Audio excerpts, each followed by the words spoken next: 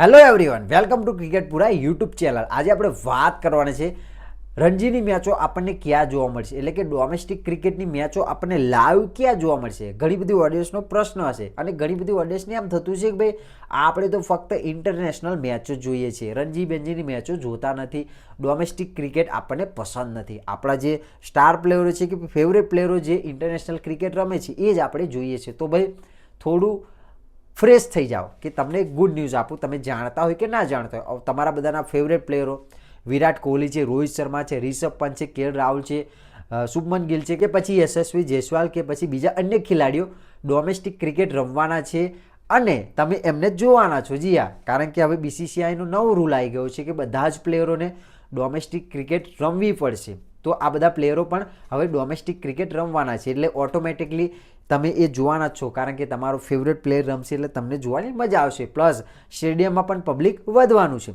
તો સૌપ્રથમ વાત કરું તો 23 તારીખે મુંબઈ અને જમ્મુ કાશ્મીરની પહેલી રણજી ટ્રોફીની મેચ છે, જે તમે સવારે 9:30 વાગે જોઈ શકો છો। એ ટીમની વાત કરું તો રોહિત શર્મા અજિંક્ય રહાણેની કપ્તાનીમાં રમતા જોવા મળી શકે છે। જી હા, એટલે કે જોવા મળવાના જ છે, સાથે યશસ્વી જયસ્વાલ છે, શિવમ દુબે છે અને શાર્દુલ ઠાકોર પણ છે મુંબઈની ટીમમાં। અને આ મેચ તમે સ્પોર્ટ 18 પર સવારે 9:30 વાગે જોઈ શકો છો। આગળ વાત કરું તો વિરાટ કોહલી પણ તમને રણજીમાં જોવા મળવાના છે, રિષભ પંત છે, કેએલ રાહુલ છે, બીજા અન્ય ખેલાડીઓ પણ રણજીની મેચમાં જોવા મળવાના છે। તો ભાઈ જોરદાર અપડેટ છે ને, તમે પણ સ્પોર્ટ 18 પર લાઈવ મેચ જોઈ શકશો। આગળ વાત કરું તો T20ની મેચો પણ હવે શરૂ થઈ ગઈ છે, એટલે કે 22 તારીખથી T20ની મેચો પણ શરૂ થઈ ગઈ છે। તો ક્રિકેટ પ્રેમીઓ માટે તો યાર મોજ થઈ ગઈ છે। તો તમે પણ મને મોજ કરાવી દો, ક્રિકેટની વાતો અહીંયા થશે, એટલે ક્રિકેટપુરા યુટ્યુબ ચેનલને સબસ્ક્રાઇબ કરી દો, ફેસબુક પર જોતા હોય તો ફોલો કરી દો, વિડીયો ગમે તો લાઈક કરજો, ના ગમે તો ડિસલાઈક કરજો। બાકી કમેન્ટ સેક્શનમાં તમારું ઓપિનિયન જણાવો કે ભાઈ તમે મેચો જોવાના છો કે નહીં।